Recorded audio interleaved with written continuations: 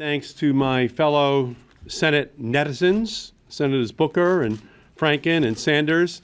We thank them for their incredible leadership on the issue of a free and open internet that has been crucial to getting us to this very important moment. The FCC heard from 4 million constituents, companies, entrepreneurs about how best to protect the world's greatest platform for communications and commerce. Today, I say to Chairman Wheeler and the FCC, you are on the right side of history. You are responding to those calls by proposing clear and decisive action to protect the internet as we know it. These rules are the Declaration of Independence for the internet. Today is Internet Innovation and Freedom Day, both for our economy and the free expression of ideas depend upon the internet. Ensuring an open internet is as important as keeping our air and water clean and our roads and highways safe. By applying Title II to broadband, the FCC is ensuring that there will be no internet fast and slow lanes created by the big broadband barons, that access to communication services will be available for all Americans, including rural residents, seniors, and those who are deaf and blind and disabled, that consumer privacy is protected, and that we expand consumer choice and promote Darwinian, paranoia-inducing competition on the web for the rest of this century. I'm for that. Today's announcement shows how far we have come since the Communication Act was put on the books. Internet access today is like traditional phone service was decades ago. It's essential for everyday living and working. Consumers and businesses cannot operate without this vital connection to each other and to the world around them. These draft rules make clear that the core values of our communications laws will apply to all the ways we communicate, regardless of the way we communicate. Unfortunately, there are some who say these values are no longer relevant, that these are old rules meant for old 1930s technology. That could not be further from the truth.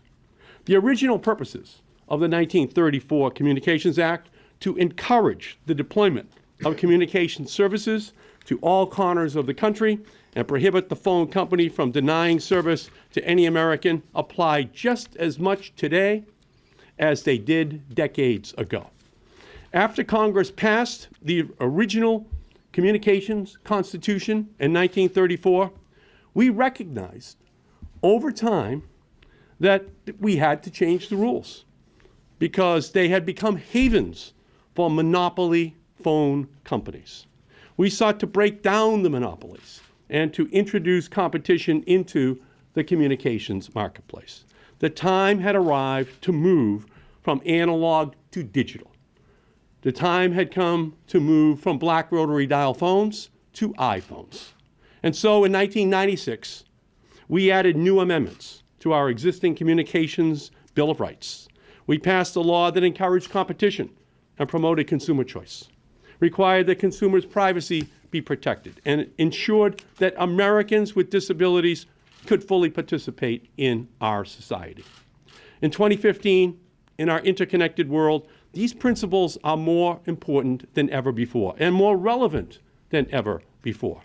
Americans expect these values and deserve every time they pick up their phone or launch their web browser that they are being protected. These protections work. Consider that in 2013, 62% of all venture capital funds invested in the United States of America went towards internet-specific and software companies. It's working. It is a capitalistic dream come true for newer companies, startups, online companies such as Etsy, Douala, Vimeo. The job creators of the 21st century need strong net neutrality protections, and thousands of other companies like them need those same protections.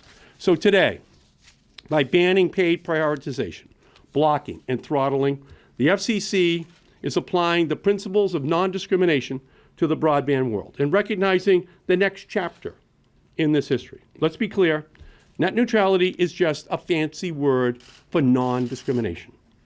And at the same time, the FCC is correctly forbearing from the rules, including rate regulation, that were meant for a different time, a monopolistic time without competition. So I say to the critics, do you want to return to the days when a few telecommunications companies, which today we would call the broadband behemoths, control and allow them to control the avenues that we use to communicate? Or do you want a free and dynamic open market where the best ideas survive and thrive?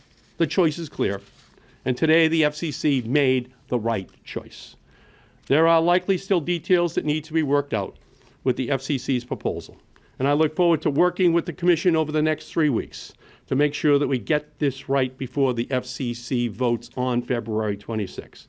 But today is an historic day. Today is Internet Freedom Day. Today is a day where consumers and innovators, entrepreneurs, anyone who counts on the internet to connect to the world is going to now be protected in the 21st century.